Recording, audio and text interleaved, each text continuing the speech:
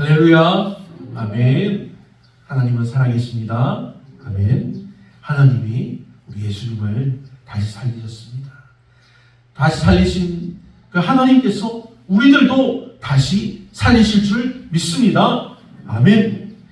그런 예배 오신 여러분을 우리 주 예수님의 이름으로 환영하며 축복합니다. 아멘. 오늘 말씀은 하나님의 채우심을 입자는 말씀입니다. 우리가 하나님의 채우심을 입어야 합니다. 우리들의 모습을 우리가 생각해 봅시다. 우리들을 살펴보면, 우리들의 예전의 일들을 생각해 보면, 우리가 무슨 일을 하다가 하나님의 뜻을 우리가 행하려고 하다가 잘 된 적도 있지만 잘 되지 않은 적도 있지 않습니까? 그때는 왜 잘 되지 않았을까요? 우리 하나님께 순종하면 잘 되었지만 우리들의 약함이, 우리들의 마음이 하나님의 뜻을 가로막은 적들이 있습니다. 그래도 우리는 어떻게 합니까? 마냥 내가 실수했어, 내가 잘못해서 하나님이 이 일을 이루어주시지 않는구나 하면서 단식했습니까? 실패하며 낙심했습니까? 아닙니다. 우리는 실패할 때마다 온 율법을 다 이루신 우리 주 예수 그리스도의 존재 가치가 우리 믿는 자들에게 너무나 귀한 것을 확인하게 되었습니다. 예수님의 거룩함, 예수님의 십자가 대속의 은혜를 우리가 더욱더 간절하게 사모하게 되었다는 것입니다. 예수님의 중보의 은혜를 우리가 더 필요하게 된다는 것입니다. 그래서 우리가 어디로 피하게 됩니까? 우리가 실수하고 잘못해서 우리의 일들이 잘못되었을 때 우리가 어디로 피하게 됩니까? 예수 그리스도께로 피하게 됩니다. 예수님께 하나님, 예수님 나를 도와주세요 하면서 우리가 기도하게 되는 것입니다. 예수님의 이름으로 우리가 회개하며 기도하며 하나님, 내 죄를, 내 잘못을 용서해 주세요. 이렇게 하며 더욱더 하나님께 간구하게 된다는 것입니다. 여러분, 우리들의 실패는 우리 마음을 너무 어렵게 하지만 우리가 이러한 실패를 경험함으로써 하나님께서 구원하시는 그 진리를 더욱더 우리가 확인하게 된다는 것입니다. 그리고 우리가 한번 실패하면 그것으로 끝입니까? 그렇지 않습니다. 세상 사람들에게는 실패하면 그것으로 끝이라고 생각하겠지만 우리 믿음의 사람들에게는 실패한다고 끝이 아닙니다. 하나님께서 우리에게 계속해서 기회를 주십니다. 이것이 믿음의 사람들에게 주시는 하나님의 은혜입니다. 우리의 힘과 의지와 노력으로는 우리가 성공할 수 없습니다. 하지만 우리가 그 사실을 깨닫는 것이 너무나 중요합니다. 우리가 예수님의 이름을 부르며 다시금 우리의 믿음을 확인하는 것이 중요하다는 사실입니다. 그래서 오직 예수 그리스도의 십자가를 통해서 베푸신 하나님의 용서와 구원의 은혜만을 우리가 더욱더 소중히 여기게 되는 것입니다. 하나님은 여러분을 사랑하십니다. 아멘. 그래서 하나님께서 우리에게 구원의 길을 준비해 주셨습니다. 예수님의 이름이 여러분을 죄에서 구원의 영생의 길로 인도해 주십니다. 아멘. 우리가 예전에는 어떤 사람이었습니까? 다 죄인이었습니다. 저도 죄인이었습니다. 하나님 앞에 죄인이 된다는 사실은 정말 무서운 것입니다. 하지만 하나님은 죄인이었던 우리들도 사랑해 주셨습니다. 그리고 하나님의 이 사랑은 변하지 않습니다. 죄인이었던 우리를 사랑해 주셨는데 이제는 의인이 된, 성도된 우리들을 하나님께서 얼마나 더 사랑하실까요? 하나님께서 우리에게 구원의 길을 여시고 구원의 이름, 예수 그리스도의 이름을 우리에게 주셨습니다. 우리가 예수 이름만 믿으면 구원을 받는데, 그런데 우리 사람들의 마음이 너무 완악합니다. 사람들의 영혼이 너무 완악해져 있습니다. 그런 하나님의 구원이 우리 사람들이 어떻게 임합니까? 우리들의 마음이 하나님 앞에 엎드러지게 합니다. 22절 말씀으로는 내 속사람으로는 내 마음으로는 하나님의 법을 즐거워하되. 아멘. 우리 마음은 하나님의 법을 즐거워합니다. 하나님의 말씀을 들을 때 우리가 기쁨이 넘칩니다. 내 마음의 법은 하나님을 사랑합니다. 하지만 우리 지체 속에 있는 다른 마음, 즉 죄의 법에 속해 있는 육신의 것이 이런 우리 마음을 가로막는다는 것입니다. 그래서 본문에서 사도 바울은 오호라 나는 곤고한 사람이로다 하며 단식하고 있습니다. 하지만 이 바울 사도는 단식하는 것으로 그치는 것이 아닙니다. 곧이어서 하나님께 감사하는 것은 내 자신이 마음으로는 하나님의 법을 선언한다고 밝히고 있다는 것입니다. 우리의 몸은 우리가 살아있기 때문에 예전에 죄에 속해 있었기 때문에 우리 몸은 계속해서 죄를 따라가기도 합니다. 우리 마음이 잠시 다른 곳을 보다가 우리 몸이 죄를 따라가기도 한다는 것입니다. 하지만 그렇게 우리가 실패할수록 더욱더 우리가 예수 그리스도의 속죄하심과 중보하심의 은혜가 우리에게 얼마나 생명 같은지를 우리가 확인하는 것입니다. 그래서 우리의 실패를 용서해 주시고 나의 연약함과 나의 연약함을 동정해 주시고 은혜 주시는 우리 예수 그리스도께로 나가기를 우리 주 예수님의 이름으로 축원합니다. 아멘. 본문의 말씀을 우리가 살펴보면 이 바울 사도는 자기 자신의 그런 내적인 안에 있는 그런 모습, 그런 안에 있는 그런 모습에 대해서 고백하는 내용을 우리가 볼 수 있습니다. 바울은 자기가 원하는 바 선은 행치 않고 도리어 원치 아니하는 악은 행한다고 실패하는 것을 우리가 볼 수 있습니다. 우리가 바울을 어떻게 생각합니까? 바울은 위대한 사람이라고, 위대한 믿음의 사람이라고 우리가 고백합니다. 그리고 우리가 좋아합니다. 그러나 이 위대한 사람인 바울조차 오늘날을 살고 있는 우리 성도들과 똑같은 동일한 아픔을 가지고 있습니다. 우리와 같이 죄에 대한 연약함으로 바울도 우리와 똑같이 고민했다는 것입니다.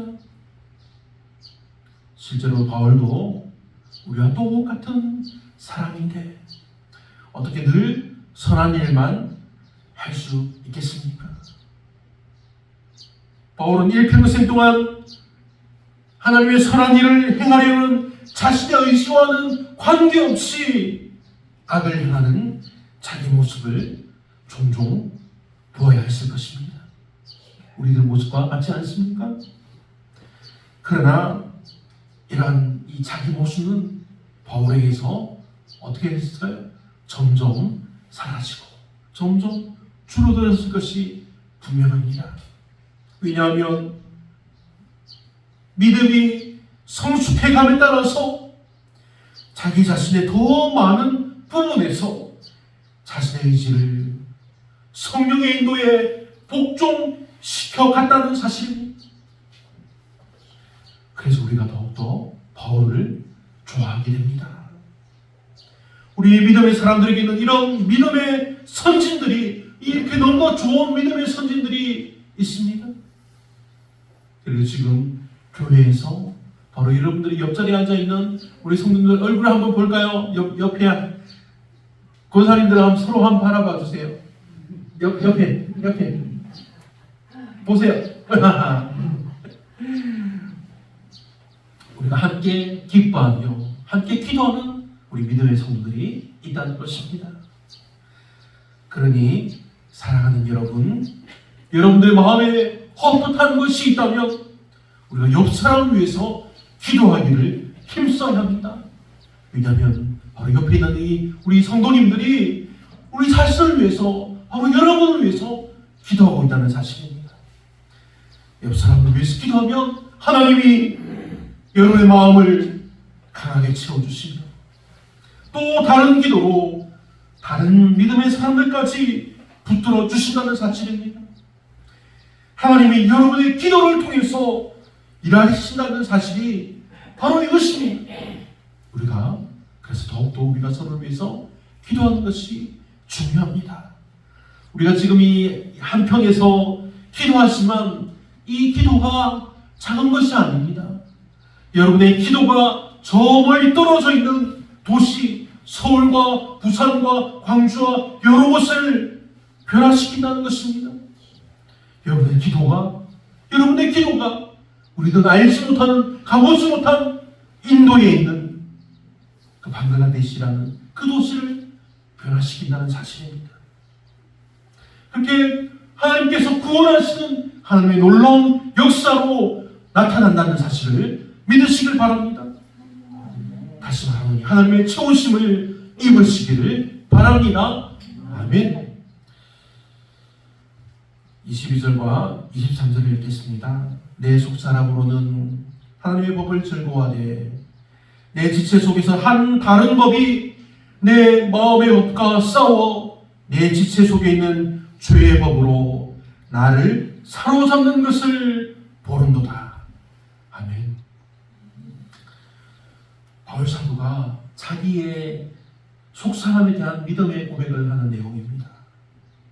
먼저 말하길 내 속사람으로는 하나님의 법을 즐거워한다고 말을 합니다. 바울이 전에는 정말로 악하게 예수님을 믿는 사람들을 잡아서 가두고 죽이는 일에 힘을 썼습니다. 바울이 사울이었을 때의 일입니다. 하지만 이제는 예수님을 만나서 믿음으로 예수님의 사도가 되었습니다. 믿음의 성도의 삶을 살게 되었다는 것입니다. 이렇게 우리들도 바울과 마찬가지로 예수님을 믿는 믿음으로 우리가 믿음의 성도의 삶을 살고 있습니다. 바울과 같이 우리가 새 성품을 가지고 있습니다. 내 속사람이 하나님의 법을 즐거워한다는 것입니다. 우리의 속사람이 하나님을 사랑한다는 것입니다. 하지만 바울의 고백은 또 어떤 내용을 말하고 있습니까? 내 속사람은 하나님을 즐거워하지만 내 속에 있는 또 다른 마음, 또 다른 법이 그 마음의 법, 하나님을 사랑하는 그 마음의 법과 싸워서 이긴다는 것입니다. 이 한 다른 법은 우리가 아담으로부터 물려받은 옛사람의 본성, 찌꺼기의 모습입니다. 죄의 찌꺼기입니다. 죄가 아니라 죄의 찌꺼기입니다. 그런데 이 두 성품이 싸우다가 내 지체 속에 있는 죄의 법 아래로 나를 사로잡아오는 것을 보는도다라고 했습니다. 바울의 이러한 고백은 바울이 또 다른 눈을 가지고 있다는 사실을 알게 합니다. 우리 사람의 눈은 어떻겠습니까? 우리가 보고 판단합니다. 보는 것으로 알게 됩니다.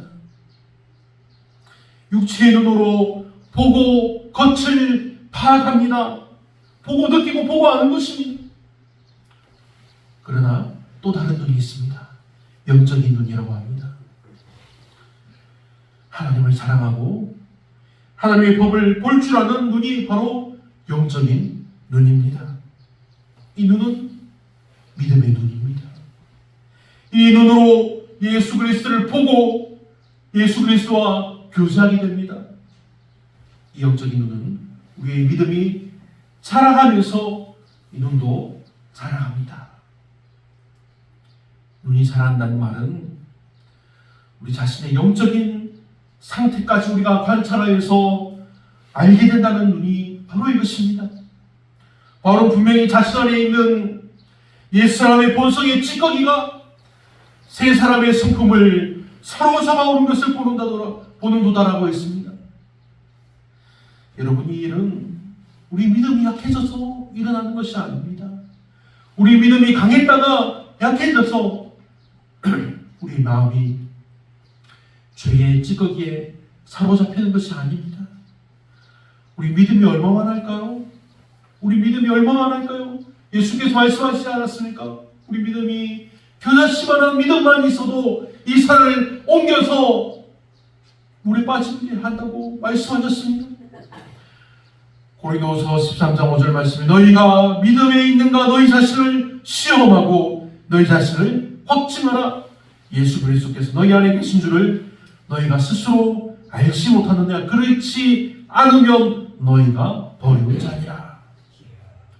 요한복음 20장 31절 말씀에서는 오직 이것을 기록함은 너희와 예수께서 하나님의 아들 그리스도이심을 믿게 하려 함이요 또 너희로 믿고 그 이름을 힘입어 생명을 얻게 하려 함이니라. 우리 믿음을 주신 이유입니다. 히브리서 11장 1절에 분명히 말씀하기를 믿음은 바라는 것들의 실상이요 보지 못하는 것들의 증거니 이렇게 말씀하고 있습니다. 아멘. 믿음은 우리가 이렇게 아멘하며 믿는 것입니다. 믿음은 아멘하며 하나님 제가 믿습니다 이렇게 고백하는 것입니다. 믿음은 하나님께 우리 자신의 삶의 태도와 모습을 바꾸어서 아멘 제가 하나님을 믿습니다. 아멘 제가 하나님의 말씀을 믿습니다. 아멘 주여 오시옵소서. 우리가 이렇게 믿음으로 고백하는 것이 우리 믿음입니다. 우리가 이렇게 믿음으로 고백하면 하나님은 기뻐하십니다. 로마서 4장 말씀에서 아브라함에 대한 말씀을 기록한 것이 있습니다. 그가 100세나 되어 자기 몸에 죽은 것 같음과 사라의 태에 죽은 것 같음을 알고도 믿음이 약하여지지 아니하고 믿음이 없어 하나님의 약속을 의심치 않고 믿음에 견고하여져서 하나님께 영광을 돌리며 약속하신 그것을 또한 능히 이루실 줄을 확신하였으니 그러므로 이것을 저에게 의로 여기셨느니라. 아멘. 로마서가 기록된 것이 2000년 전의 일입니다. 그런데 아브라함의 일은 그보다 더 옛날의 일이었습니다. 더 옛날, 더 1500년, 2000년 전의 일이었습니다. 그때 하나님께서 그것을 믿고 확신하면 하나님께서 의로 여기신다고 말씀하십니다. 우리가 믿고 확신하여 흔들리지 않으면 하나님 더욱더 크신 은혜로 우리를 가득 채워주신다는 하나님의 놀라운 믿음의 사실을 믿으시길 바랍니다. 아멘. 다음 본문을 보면 바울의 고백이 계속되는 것을 봅니다. 바울 사도는 자주 옛 사람의 본성이 새 사람의 성품을 이기는 것을 체험했다고 기록했습니다. 그것을 자기가 볼 때 얼마나 마음이 괴롭고 슬펐겠습니까? 예수님이 나를 구원해 주셨는데 그런데 나의 이 죄의 본성이 내 마음을 이기고 나를 가두는구나. 얼마나 탄식했습니까? 바울은 항상 이처럼 이런 죄책감으로 인해서 고통스러워하며 살지는 않았습니다. 탄식했지만 그러나 바울은 하나님께 감사하는 기도를 드렸습니다. 바울은 예수를 믿은 이후로 늘 기쁨이 넘치는 생활을 하였습니다. 왜냐하면 예수 그리스도의 구속의 은혜로 율법의 요구 조건들이 모두 만족되었기 때문입니다. 혹여 자신이 예수를 믿고 거룩하여지는 성화의 과정 중에서 이러한 율법의 선악의 기준을 우리가 제대로 만족시키지 못한다고 할지라도 자기가 율법을 지키지 못한다고 할지라도 그것이 죄의 결과인 영원한 형벌과는 전혀 관계가 되지 않는다는 것을 깨달았기 때문입니다. 말이 좀 어렵지요? 지금 바울이 탄식하는 것은 다만 예수 그리스도의 대속과 중보의 은혜가 배제된 예수 그리스도의 중보의 은혜가 없는 그런 자신의 모습을 밝히는 것입니다. 오라 나는 공고한 산이라. 이것은 자신이 옛날에 죄 안에 있던 그런 자신의 마음을 드러내는 것입니다.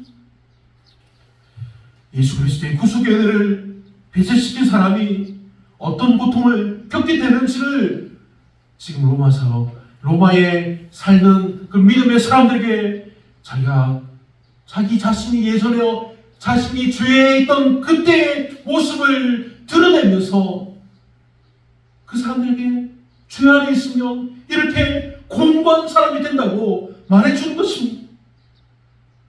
바울 자신이 이전에 사울이었던 때를 말해주는 것입니다. 얼마나 부끄럽겠습니까? 자기가 지금은 예수님의 제자가 되어서 말씀을 전하고 있지만 예전에는 예수 믿는 사람들 잡아서 죽이는 일이 있었습니다. 그것을 10수년이 흐르고 20년이 흐르고 30년이 흐른 뒤에 사람들 앞에서 말하는 것이 얼마나 부끄럽겠습니까? 그래서 바울은 정말 하나님을 믿는 믿음의 사람이었습니다.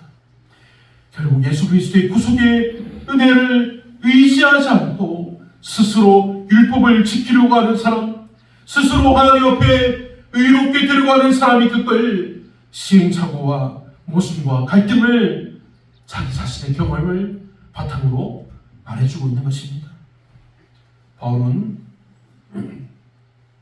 이전에 자신의 모습을 돌아보며 계속해서 오호라 나는 곤고한 사람이구나 하면서 계속해서 자신을 쳐서 하나님께 복종을 시키는 믿음의 사람이라는 것을 기억하시길 바랍니다. 하지만 우리가 더욱 기억할 것은 자신의 옛 모습에 사로잡히는 것이 아니라 이제는 새 성품 예수 그리스도의 은혜로 변화된 모습이라는 사실에 우리가 집중해야 합니다. 지금도 사단은 우리 약함을 알고 계속해서 우리를 무너뜨리려고 덤벼들고 있습니다.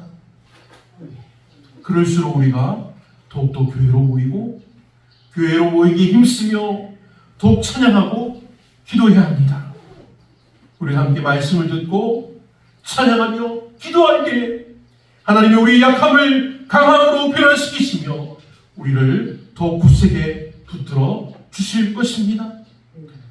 그러니 사랑하는 믿음의 성도 여러분, 지금 당하는 고난, 이 어려움으로 힘들어하지 말길 바랍니다. 힘들어하지 말고 마을 사람들에게 희망을 주어야 합니다. 우리가 무너지면 안 됩니다. 힘을 내십시오. 끝까지 버텨야 합니다. 하나님이 우리를 붙들어 주실 것입니다. 우리가 기도하고 있습니다. 이렇게 우리가 희망을 줘야 합니다. 사랑하는 여러분, 우리가 지금 무엇 때문에 고민하고 갈등합니까? 어떤 일이 우리를 가장 어렵게 염려하게 만듭니까? 이 마음의 문제가 우리를 힘들게 합니다. 경제적인 문제도 우리를 힘들게 합니다. 우리 가정의 문제도 우리를 힘들게 합니다. 내 자식들이, 내 손자들이 우리를 힘들게 합니다. 이웃과 불화하는 문제도 우리를 힘들게 합니다.